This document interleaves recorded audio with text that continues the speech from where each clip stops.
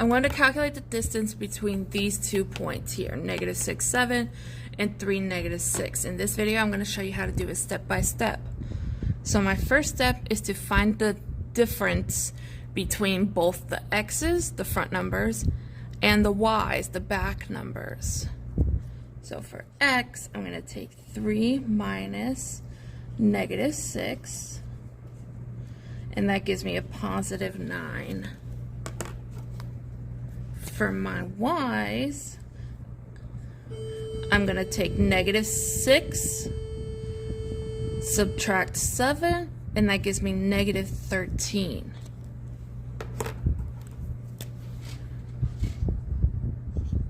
For step 2, I'm going to take both of those numbers and square them. So we're going to do 9 squared and -13 squared.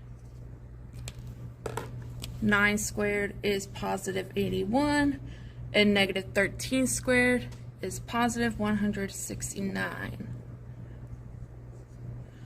For step 3, I'm going to take both of those numbers and add them together.